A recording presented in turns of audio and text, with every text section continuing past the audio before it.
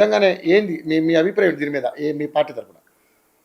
ఓ దిక్కు middle east సంక్షోభం యుద్ధం కారణంగా 50% సప్లై తగ్గిపోయింది అన్నది దేశవ్యాప్తంగా అందరికి తెలుసు. అదే విధంగా ప్రపంచ వ్యాప్తంగా అందరికి తెలుసు.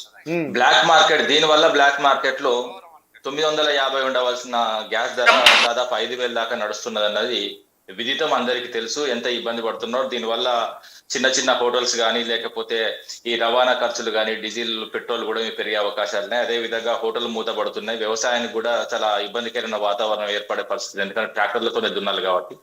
అదే విధంగా పరిశ్రమలకు కూడా చాలా విపరీతమైన కొరత వచ్చే పరిస్థితులు ఉన్నాయి. అదే విధంగా ముడి చమురు ధర కూడా 130 బ్యారెల్ రేట్ వరకు వచ్చేంత వరకు కొంచెం స్థిమితంగా ఉంటుంది. దాని తర్వాత ఇప్పుడు అది పెరిగే అవకాశం కూడా ఉన్నది అన్నది కూడా ప్రపంచవ్యాప్తంగా నడుస్తున్న చర్చ.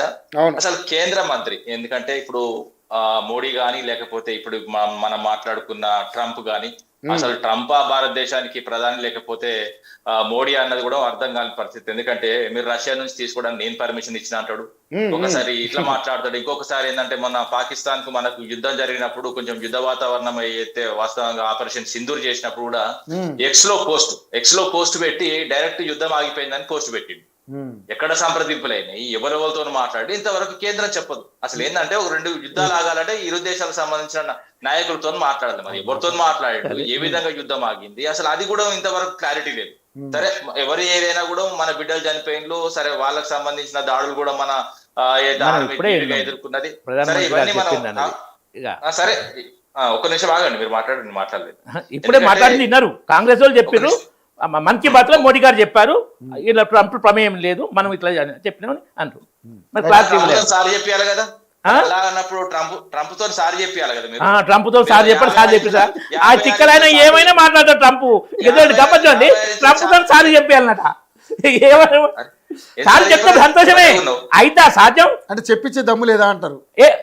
ఎట్లుంటుంది చెప్పండి. మోడీ ఇప్పుడు ట్రంప్ ఆడించినట్టు మోడీ ఆడుతున్నప్పుడు మోడీ చెప్పినట్టు ట్రంప్ ఆడించిన మోడీ ఆడట్లేదు. విష ప్రచారం, దేశద్రోహుల ప్రచారం, మన దేశంలో ఉన్న దేశద్రోహులు. అదే చెప్పండి. ప్రాబ్లం ఏంటంటే ఇప్పుడు నేను మాట్లాడతా, ఇప్పుడు ఆ మాటకు మళ్ళీ ఇబ్బంది పడతాడు పెద్ద మనిషి. కొంచెం ఆగమనండి, ఎందుకంటే నేను ఏదైనా మాట్లాడితే అభ్యంతరకరం ఉంటే నోట్ చేసుకోమనండి. దాని తర్వాత ఆయన వర్షన్ వచ్చినప్పుడు క్లియర్ గా మాట్లాడమని. ఓకే రామూర్తి గారు, అంటే మీరు బాధపడతారు. ఒక్క విషయం రామూర్తి గారు, ఒక్క విషయం ప్లీజ్. ఇంతకు ముందు మీరు చెప్పారు మోడీ గారికి పార్టీ ఇచ్చారు, ట్రంప్ ప్రమేయం లేదు చెప్పిందని. ఇప్పటిదాకా చెప్పలేదు, మరి డైరెక్ట్ విన్నాక కూడా అబద్ధం చెప్పిన అంతే. రైట్, మాట్లాడండి. ఆవేశం వద్దు, ఎందుకంటే చర్చ అర్థ రాయటం కావాలి. చాలా పెద్ద చర్చ, అంత చిన్న చర్చ కూడా కాదు. ఎందుకంటే చిన్న గ్రామం నుంచి పట్టణాల వరకు అసలు గ్యాస్ లేని పరిస్థితి ఇప్పుడు లేదు. ఎందుకంటే కట్టెల పొయ్యిలు పోయినాయి, కష్టాలు వాస్తవంగా వచ్చినాయి. కట్టెల పొయ్యిలో ఉన్నప్పుడు ఏ విధంగా ప్రజలు వాస్తవంగా ఏంటంటే ఇబ్బంది పడ్డారు. దాని తర్వాత గ్యాస్ వచ్చి కొంచెం, ఎందుకంటే ఎంతో కొంత ఉపశమనం లాగా అయింది. కానీ ఇప్పుడు ఈ గ్యాస్ కూడా కొరత ఏర్పడడం వల్ల కట్టెల పొయ్యి కడిపోయే పరిస్థితి ఉన్నది. కాబట్టి కొంచెం ఆగండి. కేంద్ర పెట్రోలియం మరియు అయితే సహజ వాయువుల శాఖ సంబంధించి అయితే హర్దీప్ సింగ్ పూరి ఉన్నాడో ఆయన ఇంకా యాక్టివ్ కావాలి. ఎందుకంటే ఇప్పుడు సహాయ మంత్రి కూడా సురేష్ గోపి కూడా ఉన్నాడు. ఈయన కూడా ఎందుకంటే రాష్ట్రాలతో సంప్రదింపులు చేయాలి. అవసరమైతే దీని మీద ఒక కమిటీ కూడా వేయాలి. ఎందుకంటే చాలా విపత్కరమైన పరిస్థితి ఎదుర్కొనే పరిస్థితి అది భారతదేశం. అంత చిన్న విషయం కాదండి. ఇప్పుడు ఇవన్నీ మనం రాసుకుంటే నేను కూడా ఆత్మనిర్భర్ భారత్ కథ కార్ఖానా, ఇప్పుడు ఆత్మనిర్భర్ భారత్ కూడా రావాలి. ఎందుకంటే అలాంటివి వస్తేనే బాగుంటాయని బీజేపీ మిత్రుడు మాట్లాడి ఆల్రెడీ వచ్చింది. ఆత్మనిర్భర్ భారత్ 20 లక్షల కోట్లు పెట్టిల్లు. 20 లక్షల కోట్లు ఎవరి ముక్కులు పోయినాయి ఎవరికి తెలియదు వాస్తవంగా భారతదేశంలో. దాని తర్వాత ఎందుకంటే ఈ పెట్రోల్ డీజిల్ సంబంధించి ఎందుకంటే ఆత్మనిర్భర్ ఎనర్జీ పాలసీని తీసుకొచ్చిందండి. లక్షల కోట్లు ఖర్చు పెట్టిల్లు. మీరు అవసరమైతే క్రాస్ చెక్ చేసుకోండి, ఎన్ని లక్షల కోట్లు ఖర్చు పెట్టిలో తెలియదు. అంతకుముందు అయితే ఈ ఆత్మనిర్భర్ ఏదైతే ఎనర్జీ పాలసీ రాకముందు 80 నుంచి 80% మనం దిగుమతి చేసుకుంటున్నాం. ఏదైతే ఈ సంబంధించిన మనకు అయితే మన ఈ ఆ గ్యాస్ గానీ, పెట్రోల్ గానీ, లేకపోతే సహజ వాయువు గానీ, ఇవైతే మనం 80 నుంచి 80% ఈ ఆత్మనిర్భర్ ఎనర్జీ పాలసీ రాకముందే 80 నుంచి 80% మనం దిగుమతి వేరే దేశాల మీద ఆధారపడ్డాం. ఇది వచ్చిన తర్వాత మారాలి కదా. లక్షల కోట్లు ఖర్చు పెట్టిన తర్వాత స్టిల్ ప్రజెంట్ 80 నుంచి 85% మళ్ళీ దిగుమతుల మీదనే ఆధారపడ్డది భారతదేశం. అంటే ఈ పైసలు ఏడికి పోయినాయి, ఎవరి ముక్కులో పోయినాయి, ఎవరికి పెట్టిలని అడుగుతున్నా. ఎందుకంటే ఒక పాలసీ తీసుకొచ్చినప్పుడు ఆ పాలసీ తీసుకురావడం కాదండి, దాన్ని అమలు చేయడం గొప్పతనం. అవును, అలాంటి వ్యక్తులు కావాలి దేశానికి. ఒక నిమిషం ఆగండి, అరే ఎందుకు ఆవేశపడతారండి? మాట్లాడే చాలా ఉంటాయి కదా. ట్రంప్ అనుమతి ఇవ్వడం ఏంటండి? వాడవాడండి, నేను మాట్లాడుతున్నా. మన దేశం దానికి ఏం సంబంధం? యుద్ధం ఆపమంటాడు, ఆయన వాట్సాప్ లో మెసేజ్లు పెడతాడు, అవసరమైతే ఎక్స్ట్రా పోస్టులు పెడతాడు. నేను పర్మిషన్ ఇస్తేనే మీరు రష్యా నుంచి ఈ రోజు మీరు దిగుమతి చేసుకోవాలని ఆయన మాట్లాడతాడు. ఈ విధంగా ఎవరి పెట్టిళ్ళు అసలు పేదోడులాగానే మిగిలిపోయిండు. అసలు ఉన్నోడు ఇంకా మొత్తం రెక్కలు వస్తున్నాయి. ప్రధాని అదాని అంబానాయుడు అంతే తప్ప గానీ ఇక్కడ ఒక ప్రధానిలో ఎక్కడండి? ఆయన విదేశాలకు ఎంత ఖర్చు పెట్టిండు, ఆయన తిండి ఖర్చు అయింది, ఆయన యాష్ గా జీవిస్తున్నాడు. ఆయన సామాన్యుడు. మోడీ అనే వ్యక్తి సామాన్యమైన జీవితం కాదు. ఒకప్పుడు 13 మంది 14 మంది ప్రధానమంత్రులు చేసిన అప్పు ఎంత, ఈయన వచ్చిన తర్వాత చేసిన అప్పు ఎంత? దేశాన్ని మొత్తం అప్పులకు తీసుకుపోయింది. ఏమైనా రాష్ట్రం మీద పడేస్తారు? రాష్ట్రం చేసిన అప్పు చాలా తక్కువ, కానీ కేంద్రం చేసిన అప్పు చాలా పెద్దది. అసలు ఇంకోటి ఏంటంటే ఒక్కొక్క నెత్తి మీద ఉంటే అవసరమైతే అప్పుల మీద ఒకసారి చర్చ విలువండి. నేను మొత్తం చెప్తా కేంద్రానికి సంబంధించి. ఇప్పుడు దేశం ఎంత పోతుంది. ఇప్పుడు ఇంకోటి ఏంటంటే మన రాష్ట్రానికి ముఖ్యంగా చాలా పెద్ద ప్రమాదం ఉంది. ఎందుకంటే ఇక్కడ ఫ్రీ గ్యాస్ అమలు ఉంది. మహాలక్ష్మి పథకం కింద ఫ్రీ గ్యాస్ అమలు ఉన్నది. మామూలుగానే అమలు కావట్లేదు ఎక్కడ కూడా. చెప్తా. అది ఎంత మందికి ఇస్తున్నారో ఏందన్నది కూడా ఎవరికి తెలియదు, ఎవరికి వస్తుందో ఎవరికి పోతుందో తెలియదు. కానీ ప్రభుత్వం ఇంతవరకు ఎంత ఖర్చు పెట్టింది, అసలు ఎంత ఇవ్వాలి? అసలు ఏంటంటే ఒక గ్యాస్ పథకం తీసుకొచ్చాడు. మహాలక్ష్మి పథకం కింద నెలకి 180 కోట్లు అవుతాయండి. ఎందుకంటే ఇప్పుడు వీళ్ళు ఇస్తున్నామని చెప్పే లెక్క, ఎవరింటికి పోతుందో ఎవరింటికి పోతుందో తెలియదు. కానీ 180 కోట్లు వాస్తవంగా ప్రతి నెలకి ఇవ్వాలి. ఇవి 24 నెలలు 24 నెలలు అవుతుంది కాబట్టి 4,320 కోట్లు వాస్తవంగా ఇవ్వాలి. కానీ ప్రభుత్వం ఎంత పే చేసిందని చూస్తే మీరు ఆశ్చర్యపోతారు. ఇచ్చింది మాత్రం 227 కోట్లు మాత్రమే. ఈ 227 కోట్లు మైనస్ 4,320 చేయండి. అసలు ఇంకోటి ఏంటంటే 4,000 పైచీలకు ఇంకా 4,000 పైచీలకు కోట్లు పెండింగ్ ఉన్నది. అంటే రాష్ట్రం ఎటు తీసుకుపోతాండు, ఏమైతుంది? ఫ్రీ గ్యాస్ గానీ ఫ్రీ పవర్ గానీ ఇవన్నీ చెప్పుకుంటా పోతే చాలా ఘోరం ఉన్నదండి. ఇప్పుడు చిన్న అంశాలు కూడా కాదు, నేను ఉత్త కూడా చెప్పను. ఎందుకంటే ఫ్రీ పవర్ కూడా, ఎందుకంటే దాదాపు పవర్ డిస్కామ్లు 2 పవర్ డిస్కామ్లు ఉన్నాయి. ఇంకోటి మళ్ళీ మొన్నటో తీసుకొచ్చి రెండింటికే దిక్కు లేదని ఆయన అంటే ఇంకో పవర్ డిస్కామ్ తీసుకొచ్చింది. ఇప్పుడు ఈ 2 పవర్ డిస్కామ్లు కూడా బతికే పరిస్థితి లేవు. 24,690 కోట్లు అయితే పవర్ డిస్కామ్ లకు పేమెంట్ చేయాలండి. అంటే ఆ సంవత్సరాల నష్టాలకు నెడుతున్నాడు. ఇప్పుడు అవసరమైతే మొత్తం దేశీయంగా పరిస్థితులు, అంతర్జాతీయంగా పరిస్థితులు ఘోరంగా ఉన్నాయి. ఇప్పుడు ఇచ్చే పరిస్థితి లేదు. ఈ డబ్బులు ఎక్కడ పుడితే తెలియదు. ఈ సంవత్సరం నష్టాలు నెట్టుకుంటా. ఇంకోటి ఏంటంటే ప్రాపర్ ప్లానింగ్ ఉండాలండి. కాంగ్రెస్ పరిపాలన రాలేదు. ఎందుకంటే అంటే నేను ఇప్పుడు ఆ పరిపాలన రాకనే దాదాపు దేశంలో 3 ప్రాంతాల్లో మిగిలిపోయింది. అలాగని బీజేపీ పెద్దగా అద్భుతాలు చేస్తుందంటే అది కూడా లేదు. ఎందుకంటే హిమాచల్ ప్రదేశ్, కర్ణాటక, అదే విధంగా ఇప్పుడు తెలంగాణలో కాంగ్రెస్ పరిపాలన ఉన్నది. మొత్తం హిమాచల్ ప్రదేశ్ కుప్పకూలిపోయింది. ఆర్థిక వ్యవస్థ మొత్తం ఏం ఒకటి. ఇప్పుడు ఏంటంటే అక్కడ టాయిలెట్ల కూడా ట్యాక్స్ విధించాలండి. మీ ఇంట్లో ఒక టాయిలెట్ ఉంటే 20 రూపాయలు, 2 టాయిలెట్ ఉంటే 40 రూపాయలు, 3 టాయిలెట్ ఉంటే 60 రూపాయలు పే చేయాలి గవర్నమెంట్ కు. ఇంత దరిద్రమైన పాలన. ఇంకోటి కర్ణాటక, ఏ ముఖ్యమంత్రి ఎప్పుడు మారుతాడో తెలియదు, ఏ మంత్రి ఎవరికో తెలియదు. అలాంటి పరిస్థితి. ఇక్కడైతే మొత్తం భూముల మీద పడి మొత్తం దునుడే.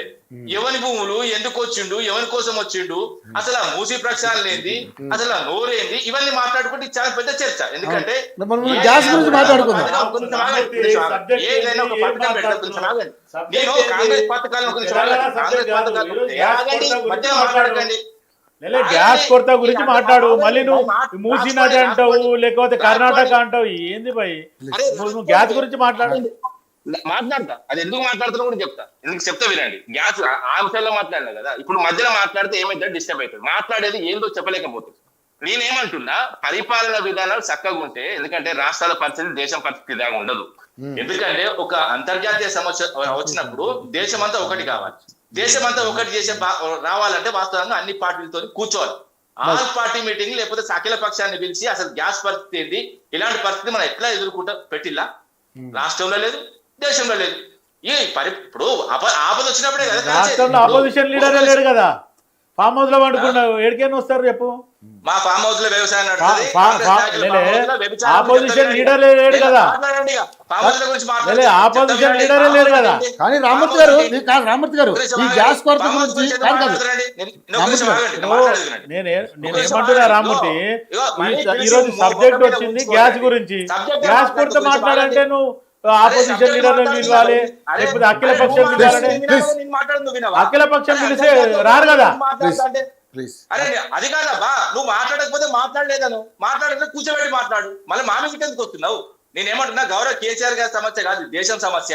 నేను చెప్తున్నా మరీ చెప్తున్నా, మా ఫామ్ హౌస్ లో వ్యవసాయం నడుస్తుంది, గౌరవ కేసీఆర్ వ్యవసాయదారుడు. అదే విధంగా ఆయన ఎప్పుడు రావాలో ఏ విధంగా రావాలో ప్రజలకు తెలుసు, ప్రజలు పిలుచుకుంటారు, మీకు అవసరం లేదు మీ పార్టీకి. ఇంకోటి ఏంటంటే ఆ రకంగా మాట్లాడితే ఏ రాష్ట్ర ముఖ్యమంత్రి ఆయన తెలుసు ఎప్పుడు ఏం చేయాలా, ఆయన కూడా చేస్తాడు. మళ్ళీ గ్యాప్ ఇచ్చి కూడా చెప్తున్నా, మా ఫామ్ హౌస్ లో వ్యవసాయం నడుస్తుంది, మీ ఫామ్ హౌస్ లో పేకాట వ్యభిచారం నడుస్తుంది, వద్దు పిలిచి మరీ ఉంచుకోండి ప్లీజ్. గతంలో 10 సంవత్సరాలు తాగుబోతులను ఎవరు తయారు చేసిండో రాష్ట్రం అంతా చెప్తుంది. ఈరోజు యువకులని తాగుబోతులను తయారు చేసింది ఎవరు అనేది చిన్న పోరాడు చెప్తాడు, 16 ఏళ్ల పోరాడు చెప్తాడు. మొత్తానికి తెలంగాణ రాష్ట్రంలో తాగుబోతులను తయారు చేసింది ఎవరు అంటే తాగుబోతులను ఎవరు తయారు చేసినట్టు చెప్తారు. అదే కదా ఆయన మాట్లాడేది ఏది సబ్జెక్టు మాట్లాడమని చెప్పండి. నిర్ణయం తీసుకున్న దుర్మార్గులు ఎవరు, ఇవన్నీ మాట్లాడుకుంటే చాలా ఘోరంగా ఉంటది. ఆదాయం ఎంత, మీ అప్పుడు ఆదాయం ఎంత అంటే నోట్లో మూస్తారు. ఏం మాట్లాడుతున్నారు